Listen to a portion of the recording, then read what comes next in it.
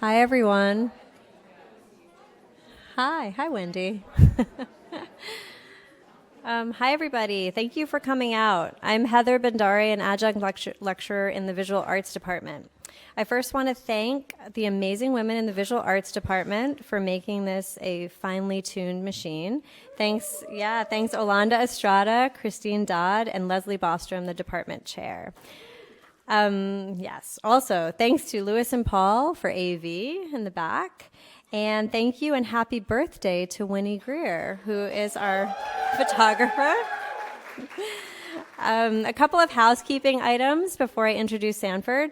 We are recording this lecture, so if you have questions, please make your way to one of the mics and ask your question into the mic so it's recorded. Also, no video and no flash photography. Thanks.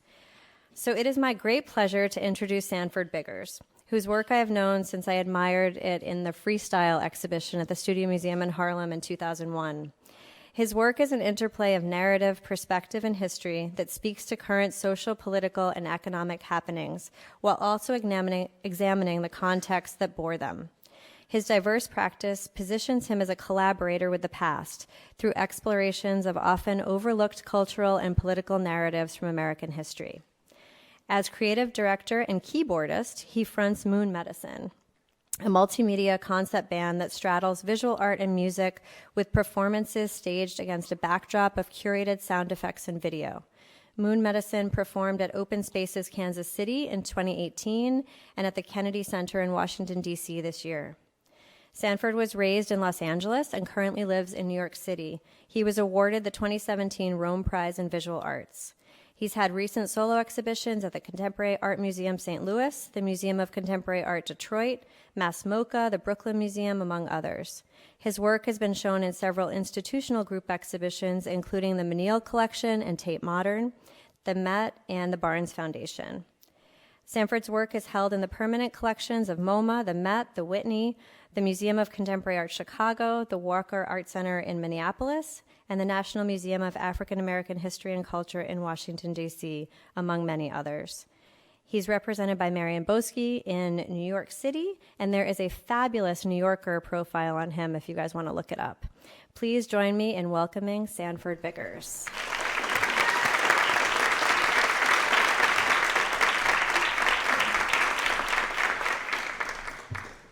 Good afternoon, everyone.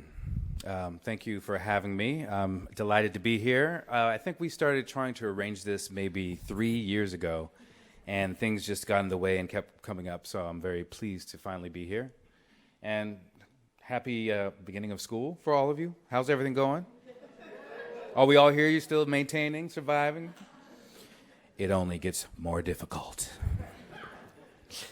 Anyway, so I've been doing this thing lately. I've been sort of playing slide roulette with myself, so finding different combinations of objects and projects that I've done over the last 20 years or so, and, exploring different avenues in my understanding of my own work. I find that this is a good practice because it influences the work I make going forward and how I process what I've already done. Just for the sake of curiosity, how many artists, musicians, intermedia art creators are in the room today? Oh, that's beautiful. All right. Fight the good fight. The road is not straight. Okay, so what I'm going to focus on tonight is, one of the strands of my work that I consider related to power objects.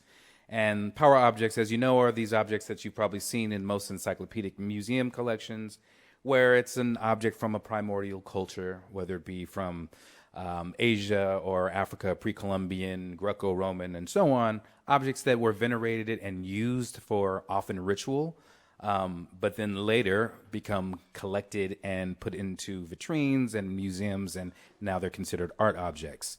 And I believe they can be all of the above. A phrase that I often use even in my own practice is both and, not either or. I'm not really interested in straight dichotomies, but more the porous relationships between art forms, materials, genres, time periods, and so on. So to that end, I'm going to show a very early work of mine. This is from grad school when I was at the Art Institute of Chicago.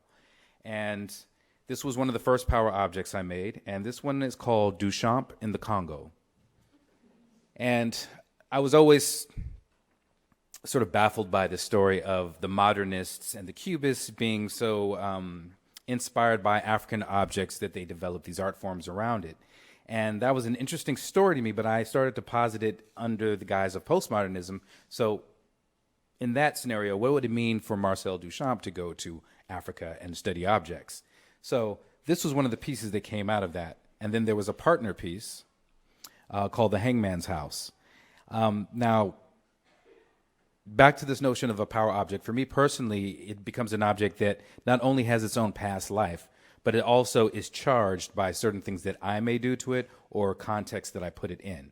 So both that wooden block and the book that you're looking at right here were objects that I found when I was doing a post-baccalaureate program in Baltimore, Maryland, at MICA, Maryland Institute College of Art. And there was a library that was closing, and all these books were getting thrown out, literally thrown out, dumped out. So I collected tons of them, and I made this huge installation that I will not show. But when I had to move from Baltimore to Chicago, I was keeping what I could, and I kept some of those objects. So now these objects are starting to travel around the country with me.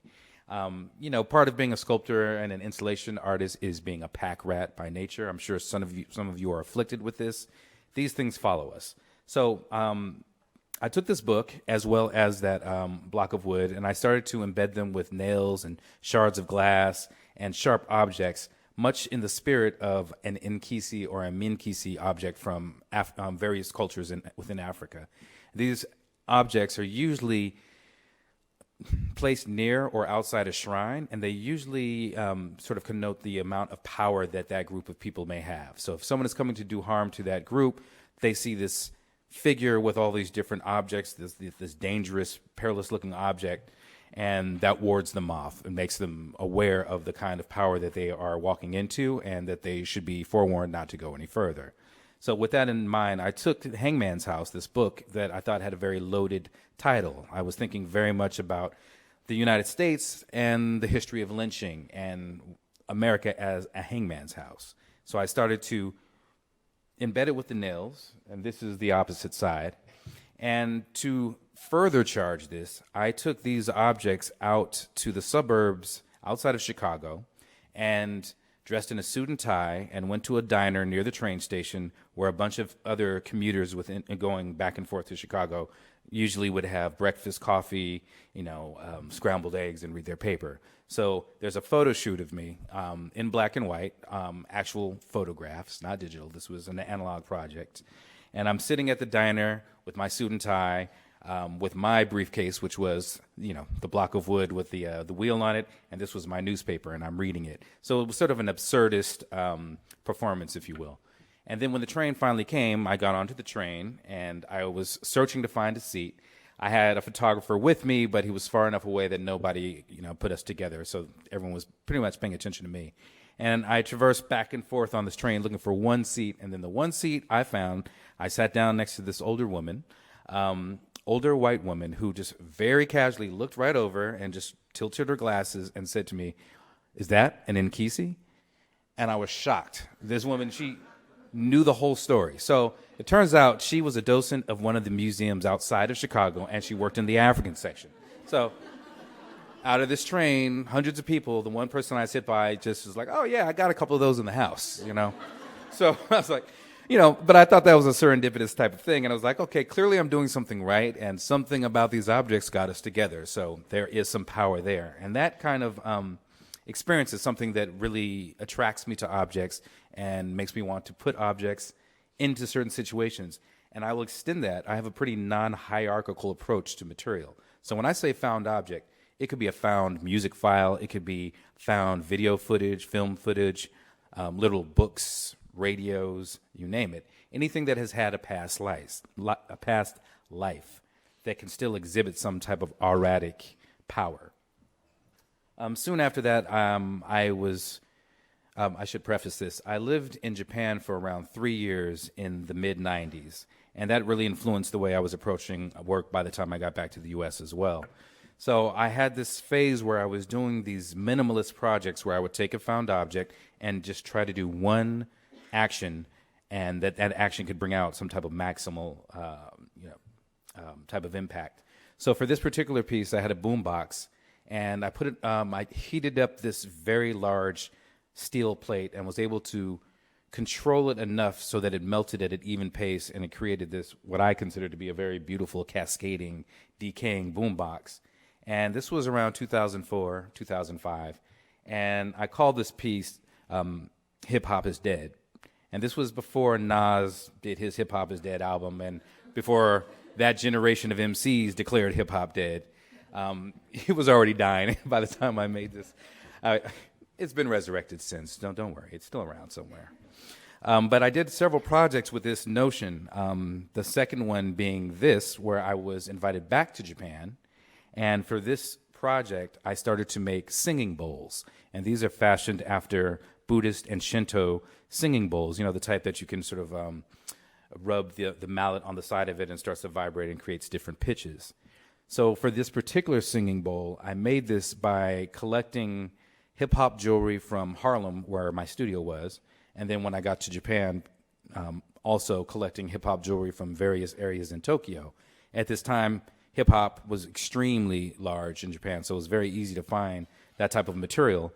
But the next step was then to collaborate with several classical artisans within Tokyo to melt those metals down into an alloy and create these singing bowls. So this is really distilled detritus of hip-hop culture. And stamped right on the side, it says hip-hop ni sasagu, which means in fond memory of hip-hop. And I took these, I made around 8 of them, and the residency that I was doing at the time was around an hour and a half outside of Tokyo, in an area called Moriya. And I was there for 4 months, and I developed a relationship with the head monk of a Zen temple. And throughout the months of going and meditating with him, finally, obviously he knew I wanted to do something there, but the tradition is you just sort of have to build a relationship and a rapport, and then they will suggest that you do something.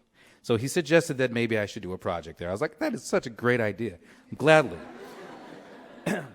So we embarked on this project where we did an improvised Belle chorus, including some of the bells that I made. And let me see if I can get this pointer to work.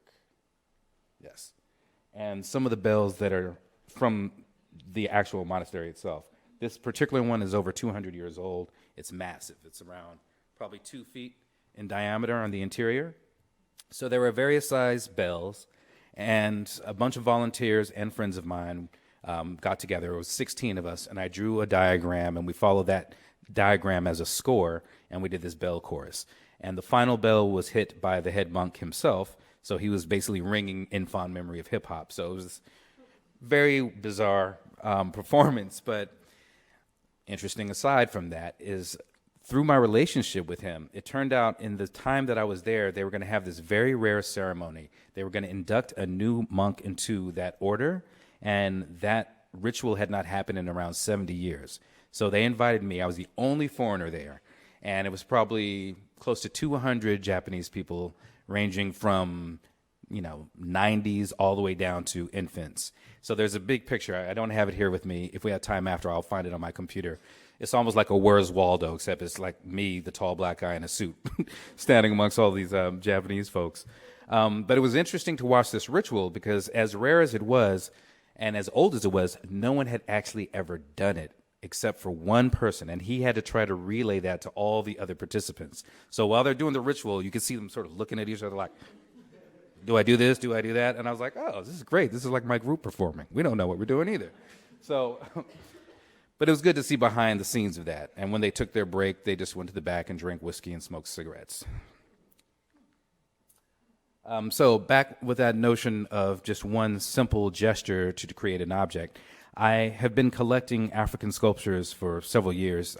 I picked some up in Japan. I've picked several up in the U.S. I've even picked some up in South Africa and Ghana and Senegal. And I don't really use them directly in my work, but I have them sort of as inspirations. But at one point, I did take one of them, and I did a simple slice through them, and then I put them on two different heights, two pedestals of two different heights, and created this piece called Eclipse. And this was sort of a way of reintroducing the figure into my work, and that's sort of where things have been going since. So I vacillate between very direct representations of the figure or sometimes implied participation with a figure.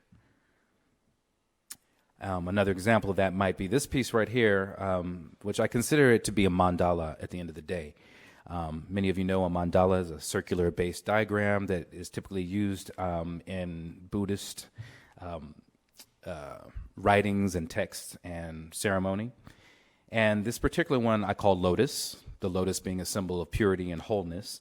And this is, in fact, a 7.5-foot diameter glass disc with hand-etched details into it. And when you get closer to it, you realize that each of those details are actually the petals of slave ships. And this is a very famous diagram from the 1800s that slavers used to use to show how to best pack human cargo in taking bodies from Africa to various places in the Triangle Trade Route. So I looked at the sort of duplicitous meaning and presentation of this as a very seductive and beautiful object that makes you want to get closer, but the closer you get, you start to realize the sort of horrific reference that's in it.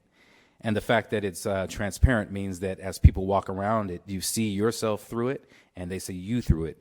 Because, in my opinion, the impact of slavery is felt universally, if we speak karmically. And I think that's the only way to really deal with it at this point, because obviously slavery is not just here in America. It's been around everywhere. So this is part of a human condition and a different way of understanding it. In this particular context, this is at the Rubin Museum in New York City, which is a Buddhist museum. And for me, this was probably the exact place where I wanted it to be, because now it was seen literally in the context of other mandalas and sort of as a healing object. But it was also shown in Richmond, Virginia, right along the James River, which many of you know, close to Jamestown, not far from Jamestown, where the largest amount of African slaves were brought to America for trade. So it was positioned in a way where it was basically overlooking, almost like an eye, overlooking the trail that the slaves would have to be shipped on until they got to Shockoe Bottom in downtown Richmond, where it is basically a center of slave auctions. And if you go there today, the vestiges of that are still there. So this is very much living history. And to create that piece, we had to hand carve over 6,000 figures. And the digital technology was not to the point where it can make the cuts at this size. So we had to actually do this manually. And I know this is a sort of dark humor, so I hope I don't offend everybody. I'm sure I'm offending somebody, but I was working with a team of around 7 or 8 people, and every time I would come in, they're like, oh, here comes Master. They were all white, by the way. I should probably include that. So we had a good working relationship, and later I was asked by the city of New York to do a version of this, which was much larger. This is around 30 feet diameter, and this is on the side of the Eagle Academy for Young Men, which is a school that services black and brown teenage boys in the Bronx. And to get this put on the wall, to even get this commission, I had to go to around 5 or 6 different panel meetings and defend my choice of putting this type of iconography on the wall, because there were several people on the panel who were in denial that this had anything to do with Latin American culture. It had nothing to do with Puerto Rico. It had nothing to do with Cuba. It had, and so on. So I'm like, really? This is New York? I'm in a room full of people from the Dominican Republic, and they're saying there's no relationship. So it was very, very difficult. But finally it worked out, so I'm glad this was here. But what I'm trying to do with these objects is create my own power objects. And you see this icon come back and forth throughout my work. So here it is right now in a silk screen on a recent collage work that I did. And we'll return to this, but I'm going to show you a few other sort of original power objects that I've created.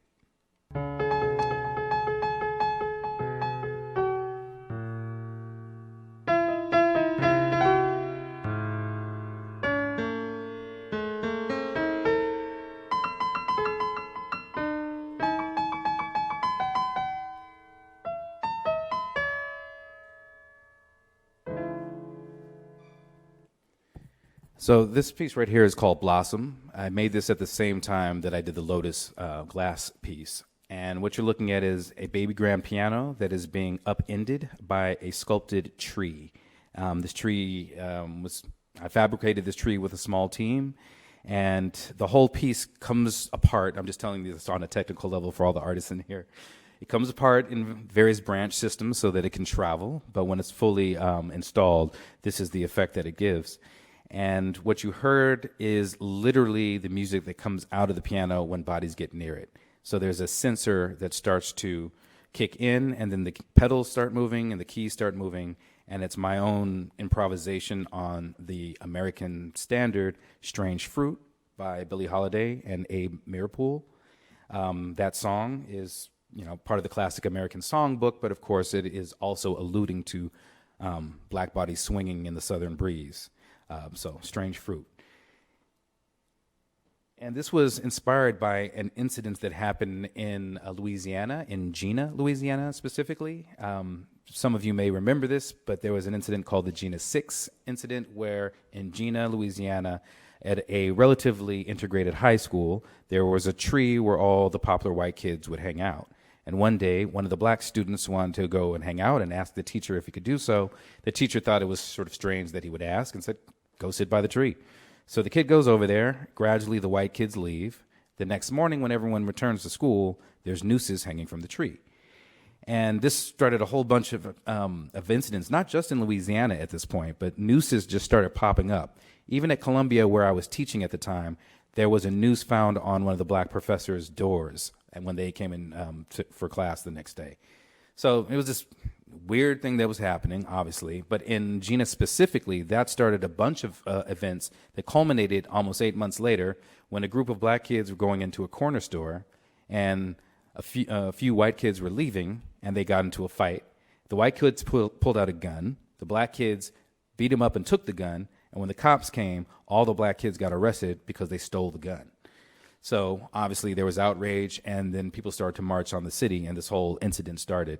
So to me, this piece was sitting somewhere in between the piano representing a body that might be hanging from that tree. You could see the piano stool there as if there was a body that was lynched, and they kicked the stool from under them. But it's also the place where the Buddha finds enlightenment. So there's this possibility to understand something deeper beyond just the reference to the Jena Six. But here we are sort of at the crossroads, which the tree in several cultures is also a symbol of, the crossroads between heaven and hell, good, evil, and so on. And this particular installation was a solo exhibition I did at the Brooklyn Museum several years ago called Sweet Funk. There is the Cheshire Grin that's hanging up there. I'll go into that a little bit. That's another power object that I was working with at the time. And in the background on the wall, you see some quilt pieces, and we'll go into some of that. And there's another piano piece in that room. So this Cheshire Grin, I made this when I was living in Stuttgart, Germany, and this particular one is hanging in the Black Forest. So as you see it right there, it's on a timer. So the teeth light up and they blink and they go around and then they shut down for a few minutes and then it comes back. So like the Cheshire Cat is going in and out of appearance. So just like from the Lewis Carroll story. And I was interested in that read.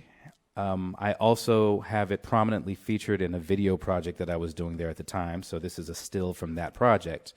But then I brought that same piece back and I showed it in the same or in an adjacent room in Richmond, Virginia, where Lotus was in one room and the Cheshire was in the other room. And the read on it was completely different. It became derogatory. It was about blackface minstrelsy. It was all these very nefarious meanings that our American pathology immediately gravitated to. Whereas when it was in Europe and called Cheshire, it was sort of just Alice in Wonderland. And I was interested in how the same exact object can cause so many different reactions. And this is something that I think I still experiment with. We missed a slide. Oh, there we go. And that same image was made into a billboard. This is it in Los Angeles on La Brea over the Union, sneaker store. So in LA, this was just a carnivalesque smile. So it's interesting to see how the read changes wherever I show this. There's one image I don't have in here right now, but I showed this at the Sculpture Center, and it was the same billboard, but hanging from one corner and dangling in the space. So this is around 30 feet, 25 feet tall. So it was very dangerous, and it was just dangling on one point, and it was banging against a wall. So it was smiling, but it was also clearly very violent. And I was also interested in animating it as an object. So around this time, I also started to get into quilts, strangely enough.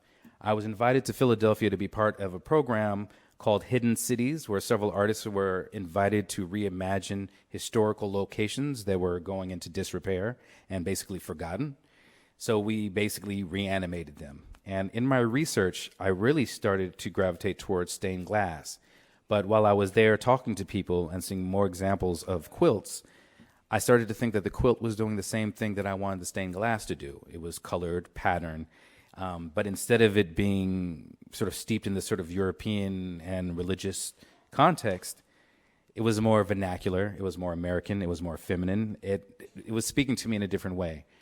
And around that same time, I saw the G's Bin show at the Whitney Museum. Did anyone see that show in here? Yeah, so if you haven't seen it, if you don't know about G's, Bin's, quilts, check them out. And if you ever get a chance to see them in person, check them out. These are done by a group of black women who have a very distinct sort of approach to quilting. Very improvisational, very modernist.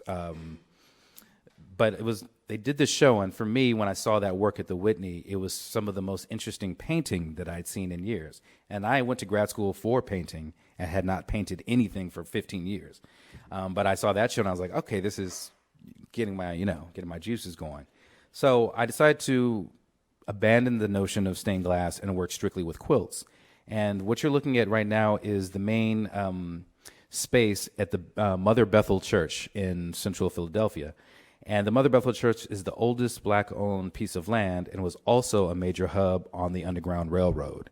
And in my research, I came upon the idea that quilts were used on the Underground Railroad as signposts. So as escaping slaves would pass a safe house, if a quilt was folded a certain way or depicted a certain pattern, it gave directions and information to the slaves. And whether or not this winds up being true, I think as a vernacular history, it's something that was enough to start a project on. It was something that interested me greatly because I started to consider myself a late collaborator with the people who made the original quilt. So then I, in turn, add another layer of code directly onto it. So ultimately, these quilts that served one function before now become palimpsests for an American story told out over centuries. And I started to put, once again, the Lotus images right here. I made several swatches of silkscreen Lotus imagery, and I created a map that was an overhead map of Philadelphia, and all those white dots are basically other Underground Railroad stations throughout Philly. And I turned it into a star chart. And this is sort of how my mind works. I started to consider Harriet Tubman an astronaut because essentially she's using the stars and the sky to navigate, and she's navigating to freedom. So in the way my mind works, that sort of equates her with being an astronaut. So I started to use those constellations and then depict them directly onto the quilts. So that was the first approach. And then I started getting deeper and deeper into quilt lore, and I started to refer to the work of my cousin, John Biggers. John Biggers was a painter, American painter and muralist who died 15 years ago. And he was part of the WPA system. So he was making what they now call black romantic, very gestural, figurative paintings that depicted the Depression and the conditions that black Americans were living in at the time. In 1957, he won a UNESCO award, fellowship, and moved to Ghana, and he started to study African fabrics and imagery. And then he came back and created this interesting sort of figurative, geometric abstraction style, which you see right here.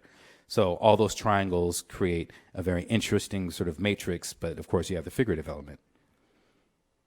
And he's also referencing not only African tiles, but American quilts. And then I started to even extrapolate further and started to see constellations on the backs, on the scarification of former slaves.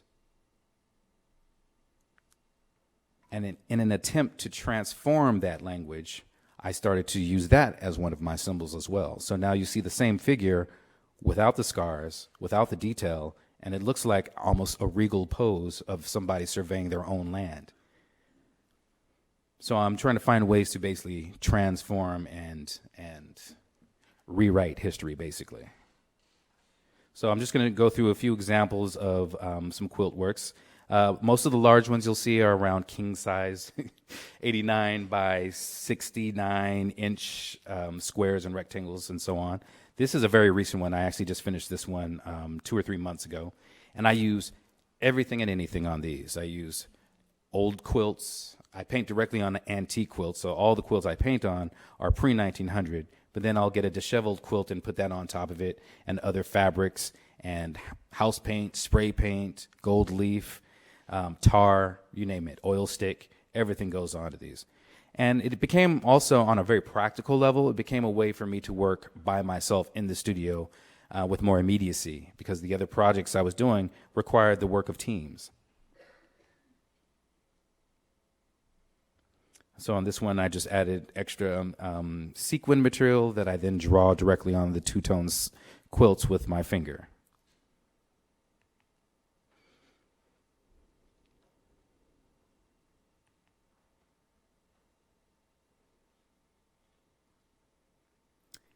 And recently, I've started to even go further into the quilt and starting to mount them on three-dimensional geometric armatures.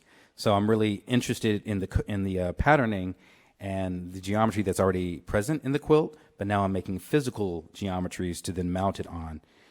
And they become what I consider hyper objects, because as you walk and move around these, they change their orientation. It's almost like looking at those old origami tricks when you used to fold it and mess around with your hands and you got different shapes.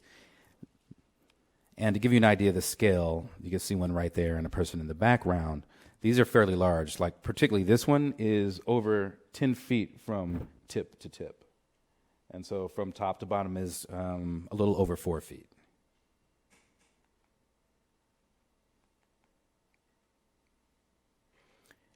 And in the background is another large wall drawing, and this is also done with two-toned sequin material. So I'm mounting the material directly on the wall and then literally drawing with my finger by pulling the silver sequins into visibility. So you get a high contrast drawing. And then on the ground are sculptures that I've made right here that feel to be African-esque, but they're actually made in my studio in Harlem. And they're covered with tar, but the idea is that if these power objects really do have that type of auratic power coming from them, what would it look like? What would the spirit look like? And in this case, you see the shadow, and it leads up to these figures. These figures, this image was taken from a protest in San Francisco in 1969, led by the Black Panthers. And the interesting thing is when this show opened up, I was literally on my way to the opening, and a friend wrote to me. She texted me. She said, like, do you know you have a picture of my father on your wall? I was like, what do you mean? And she's like, well, my kids ran in here and say, there's granddad. And I look at the piece, and that's my father. So it turns out this guy right here is my friend's dad. My friend Tangi Murray, this is George Murray. And so she wrote to him and sent him the picture, created a thread, and by the time I got to the gallery, he's sending me a whole litany of what was going on that day, what was being discussed. That's Bobby Seale right here. This is a new recruit right here. So it was just a very interesting moment, once again, considering that these objects open themselves up to what I'm thinking is a history, but actually, once again, it's a living history. So I'm just showing you a couple of more examples of just working with monumental scale figure works. So taking the notion of the idea of a power object and a fetish object, if you will, and really turning it into a red leather fetish figure.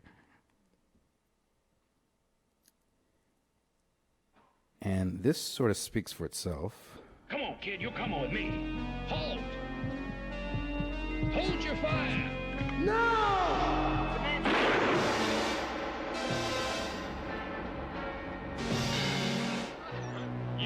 Let's get out of this area now. Move! It's not easy to take when somebody you look up to keeps putting you down. The kids have learned you gotta be careful who you put on a pedestal. What comes up might come down right on you. It's complicated. So I was referencing classical sculptures recently. That became a new interest of mine, and really getting back to the basic forms of sculpture. And the Laocoon has been considered one of the greatest achievements in artistic history. Many of you know this. It's the piece that's in the Vatican, right? It's in Vatican City, and it is the priest Laocoon and his two sons being attacked by these tremendously large snakes. These snakes were sent by the goddess Athena to kill the kids, the sons, as well as the priest. This was her way of punishing him because he warned the Romans about the invading Greeks, the Trojans about the invading Greeks. So this was her way of punishing him because she protects the Greeks. So that's the Laocoon, basically. Now, the Laocoon story gets very diffuse after that. There's other versions where he was attacked by Poseidon. There's other versions where he was attacked by any number of deities, but always for the same thing, sort of being the message bearer that nobody else wanted to listen to, so he had to get punished for trying to save people. And that's essentially what Fat Albert's job was. Many of you are probably too young to remember Fat Albert, but some of you are not too young to remember Fat Albert. All of you are familiar with Bill Cosby in one way or the other. And somehow this became a weird conflation of several things happening. This was actually a very visceral reaction, the creation of this piece. And it was partly reacting to our initial discovery of, well, it wasn't even discovery because Bill Cosby's been accused since the 60s. But it was when recently there was a lot more media attention to what the things that he had done. But there was also the convergence of all of the killing of black bodies, black men, particularly by the police. And this piece was a result of that. In fact, I call it Laocoon Fatal Burt. You can work that out if you write it down. And what you're looking at is from the ground to the top of his backside is around 15 feet on the one to the left. I've done two versions. One, if he were standing, would be 30 feet tall. The other one would be 15 feet tall.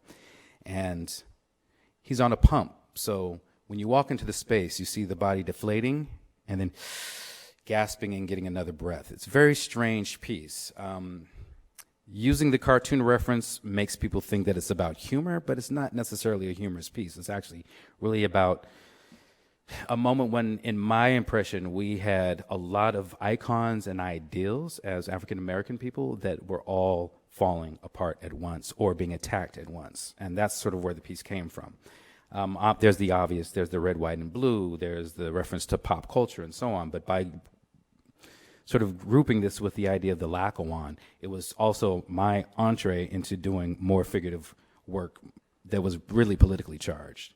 From that work, I went into this.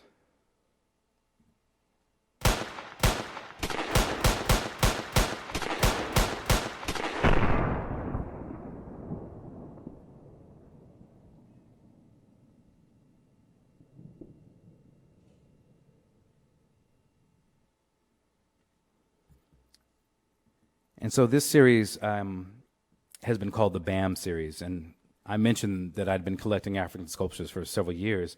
And I was, once again, living in Germany, and I was looking at my phone, and every few days I was seeing somebody else being harassed or killed. And it's not that it was news for me. I mean, I grew up knowing that black people were getting killed all the time. But this was the first time where the whole world saw it simultaneously because of the technology. Everyone has their phone, everyone's got a news feed, and we're all seeing this. So no longer were black people crying wolf. Now we were justified in a lot of the things we'd been thinking and concerned about. So I thought the only way to really express how I was feeling about it was to literally take the objects that I had coveted for so long and then put them out there and sculpt them ballistically. So I started to dip them in brown wax, which you can see on this figure. And this was my way of getting rid of all of their discernible features. Often when you read a police report, you hear a really basic description. He was 6 feet tall, he had a hoodie and some jeans. That's like everybody in Harlem. So I started to make these look like, oh, I can't tell them apart, that kind of look. And then I took them to a shooting range and literally sculpted them with different caliber weapons. Different guns leave different impact on the body. And then I would take those remnants and then cast them in bronze. And I did a series of around 14 or 15 that were 1-to-1 scale. So they were the same size as their original. And they're each named after a different victim. And then I was later commissioned by the Equal Justice Initiative in Montgomery, Alabama. This is a new museum that just opened up last year, 2018. And it basically goes through the 4 stages of Black experience here in the U.S. Abduction from Africa, terrorism through slavery and the Jim Crow South, civil rights, and then finally the criminal justice system. And that's what the Equal Justice Initiative, EJI, that's exactly what their charge is to do, is to help people who are getting discriminated against in the legal system. Not just Black, but people who do not have the means to defend themselves. And they have an incredible success rate of saving people from torturous prison terms as well as death penalty. Brian Stevenson asked me to make this one, and this is a 9-foot version, and this is at the end of the museum. So after your experience and learning about all these different aspects of the experience, this is the last thing you see that sort of punctuates the journey through the museum. And when I display these, usually the sculpture is far away from the video. The video may even be in a totally different room, somewhere down the hall. The audio is more important. You hear the gunshots everywhere, and you don't know where they are until you finally see the video. But before that moment, you probably have already encountered the sculpture, and you can tell that those bullets might be somehow coinciding with the bodily harm you see done on the figures themselves.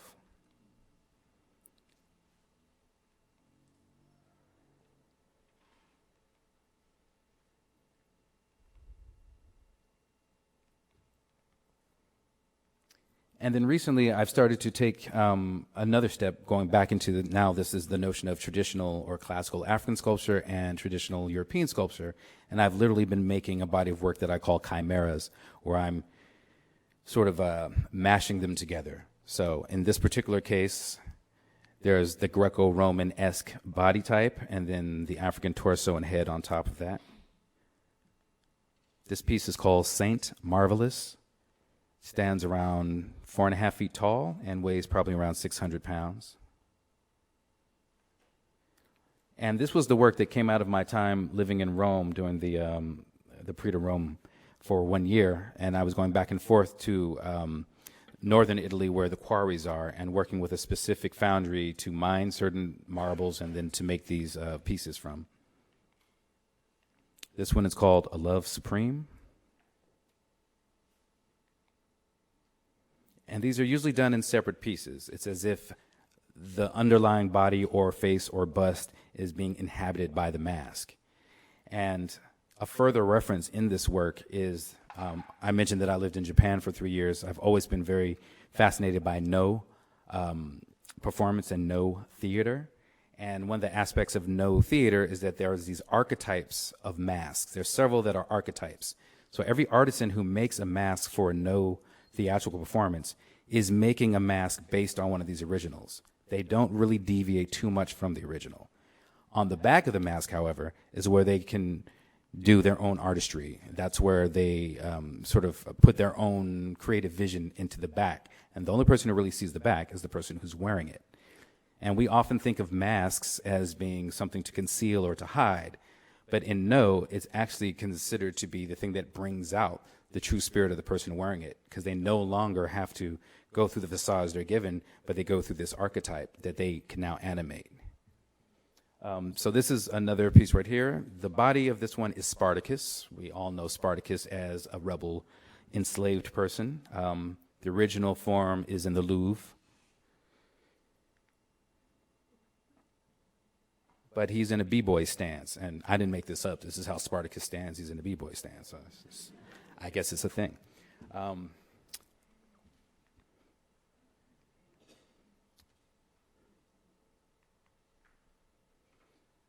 And this one here is actually sort of like a twin figure. Twins are particularly strong spirits.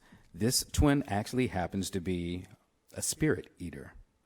And it is on a stylized version of a sort of classic Greco-Roman female bust. So the gender doesn't matter of these. I put the male figures on female figures and vice versa. Some of them don't have a gender in the first place, so that becomes sort of irrelevant. It's more about the cohabitation, the awkward cohabitation of the host body. This is a pink Portuguese marble. This piece is called the Caress.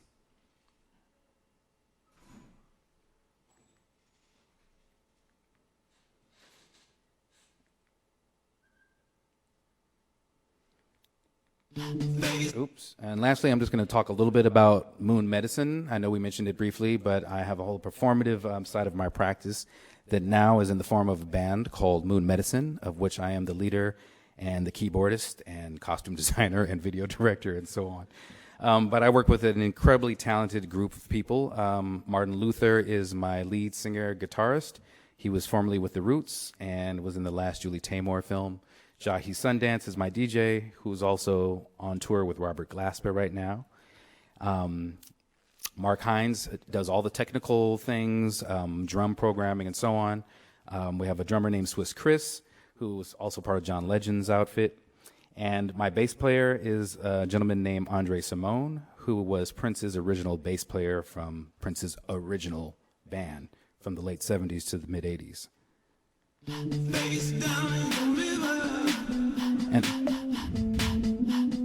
And this is an example of the type of performances we do.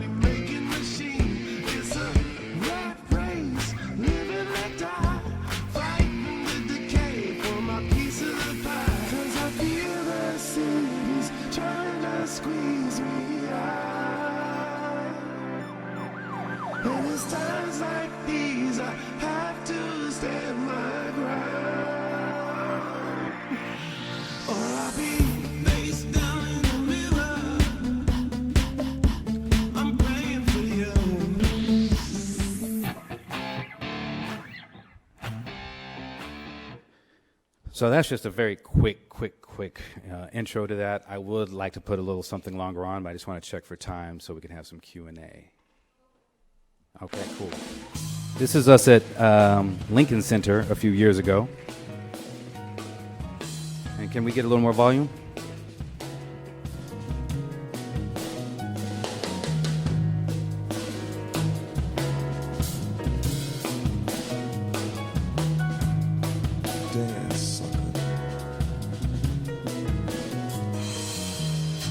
Dance, sucker. Meet me on the equinox while we dance.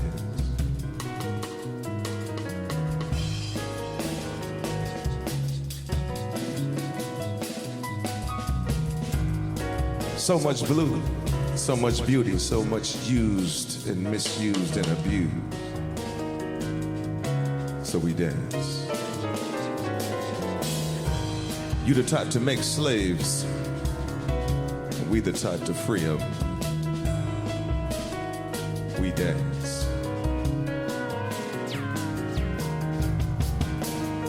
Changing faces every night, we call them how we see them. So we dance. Dance, sucker.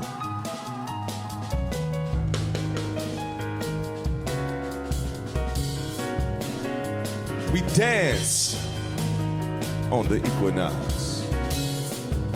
Yes, we dance.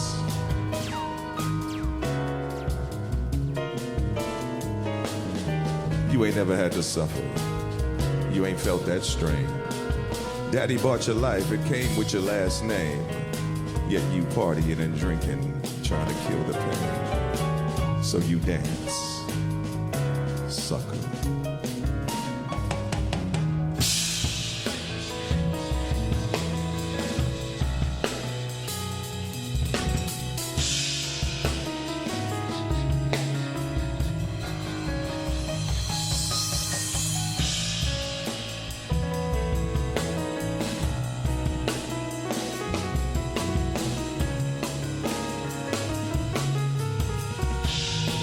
The rhythm is living. We dance. Some dance for chicken.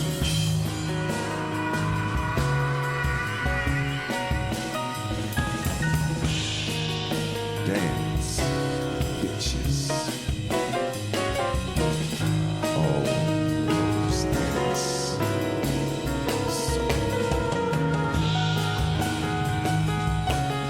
And quit expecting me to jump every time your fingers snap. What's elevated to your ranks is really just a trap. Nah, baby, we ain't had to go to school to learn that. We bought into the pipe dream, now we want our money back. So we dance. So.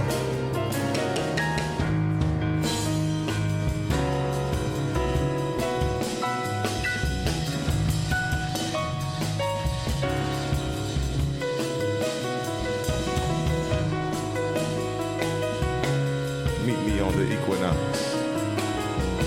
We dance.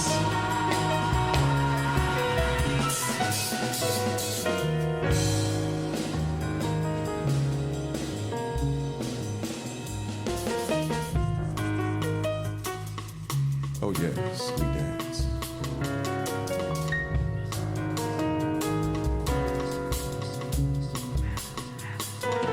Open up your mind and turn your opinion off.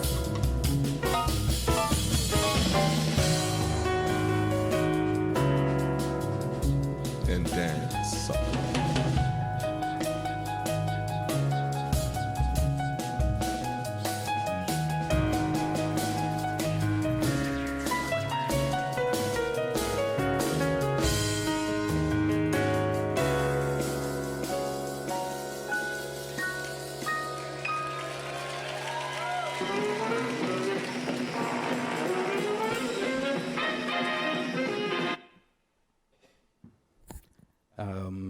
Okay. Do we have any questions?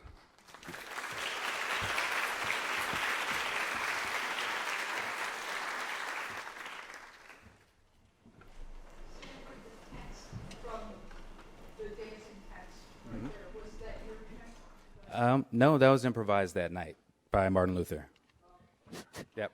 But the video was actually made by a director named Pierre Benoit, and he did that for a video for another person who also performs with us, Imani Uzuri. And we were hoping she was going to join us that night, but she couldn't at the last minute, so we had to improvise. So that was him just sort of riffing. And I also look at that footage, once again, as a found object. So it's a way of using imagery that we may be familiar with, but putting it in a new context. They're going to want you to speak into the mic.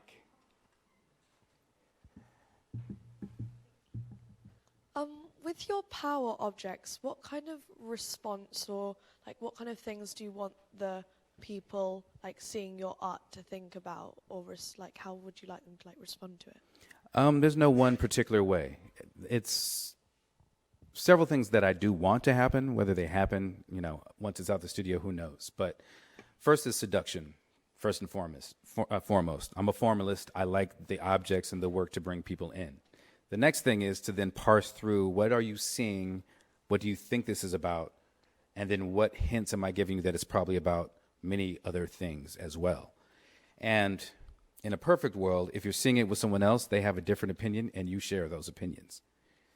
And that way you get deeper into the work, but you also get deeper into understanding how other people view the same world we live in.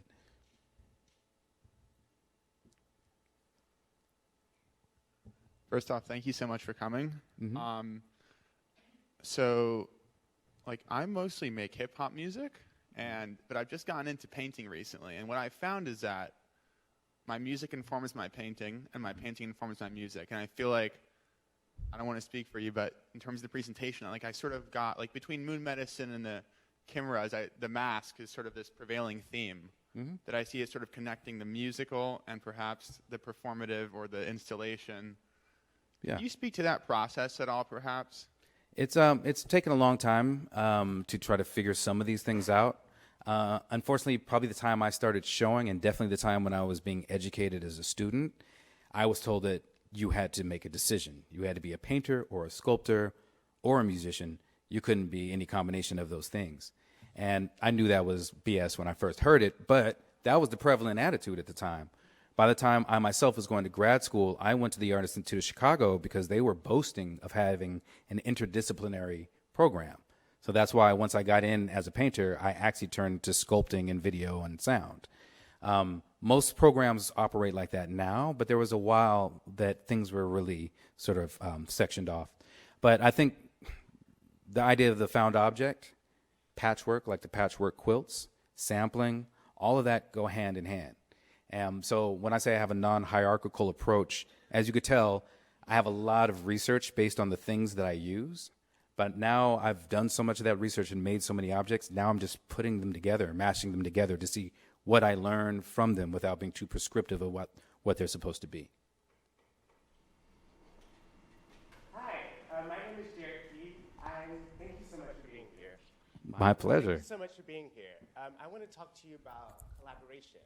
So it seems like It seems like a lot of you do work by yourself in your studio alone, but some of your larger scale projects require a team of people. Like, how do you find those people? Like, what do you value in a collaborator? First of all, we got a vibe, first and foremost. I can't work with people that I don't get along with because the creative process is a nasty process sometimes. So you got to be able to have somebody that can handle the mood swings and the uncertainty and the risk taking. And still be excited to do it. So that's first and foremost. So I usually end up meeting my people through other people. I don't cold call too much. But I find also just networking and meeting people, you start to find people that you like, and then years pass and you're like, let me check on that person. And you find out they actually have something that could help you with a project you're already working on. It happens all the time, especially in a place like New York. I'm sure it happens here because you have so many different creative people around, is that next thing you know, you're making something. But I also find it good to sort of know what you're doing and know your relationship to the project so that you can explain that to your collaborators so there's no problems once things are out in the world, because you can't control them once they're out. Thank you.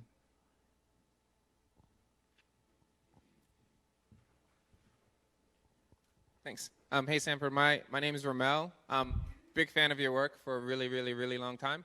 Thank you. I actually had a friend of mine send you an email, Dina Amsterdam, Oh, like 3 years ago. Dina. Yeah. Oh, my God. But I never responded after we connected because I was too shy. But I would just like to ask, because I know a lot of students here who are making work, they're kind of in this space now where there's so much great stuff to look at, and there's so many different ways to do it, and it's really intimidating. And so what are like some of the big challenges that you faced early on and some of the big challenges you face now? And maybe, just some ways that you've accounted or dealt with the difficulty of pursuing things and being accountable for things outside of your own context and all that stuff. It's a good question. The problems I had then, I still think several of them are problems I still have. Let's see. So we already talked about collaboration, but there's, like you said, there's so much to choose from, so many things happening. You sometimes have to put blinders on so that you're not swayed every 5 seconds. This is something that students also have to learn too, particularly grad students. You're getting a lot of good input from people. You're getting a lot of bad input from people. You have to be able to discern what is what. And that's how you start to develop yourself and your character as a creator. But that takes time. And actually, it never really ends. That goes on forever because, it's a wavy road. So sometimes you have to reassess. I also think it's good for creators to be nimble. So you might put the blinders on, but you also do have to be perceptive enough to know when things are changing and how you want to either address that or not address that. I believe our actions are political. So even if you don't make politicized work, there are decisions you're making creatively that do fall into certain camps, and they fall into your own creative ethos. So I think it's important to know that and be true to that and figure that out. Hi. Here. Hi. Hi, I'm Vuti. I really resonate with your idea of like living history and the power objects because I think most people, sorry, not going to go too long-winded, but most people don't recognize that they're active participants in history. They just think, or like most of the folks I interact with, believe history is just something that happens to them, not something they participate in. And I'm like second generation Cambodian diaspora, and I find that most of the artifacts, material artifacts I can like access my history for are not within like physical realm, but like most people don't recognize those are still living objects. Like I'll go to like a Paris museum, pray in front of an object, and like make a bunch of French people uncomfortable. But like I guess I'm interested in like sort of the research you do in delving into like a very specific historical artifact, and that's something I'm trying to undertake right now. But I think, could you speak to perhaps like understanding like researching an object so far as to understand its power without getting too blinded enough to like leverage what you understand? It would take me too long to find an example, but some of the earliest works I did were these dance floors, large hand-carved dance floors that were fashioned after Buddhist mandalas. And back to that research notion, when I started to get deeper into the research of mandalas, it turns out that sometimes monks don't even have to really draw or depict the mandala.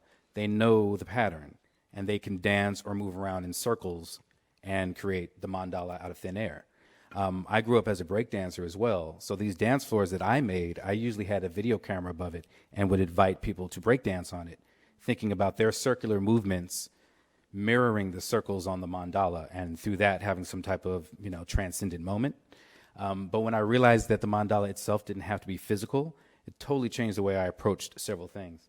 And this idea of history being living, worshiping or giving obeisance to that object in a museum is one thing, but what you take with you out of there is the living part. So however you put that back in the world really is a transferal of energy from that object. So in that process, you are representing the object. So I think that's also a living history too. You're totally right. We are all active participants, and there really is no history. There's only now and how you see it. So that's once again about perspective, I think. Thank you very much. Okay.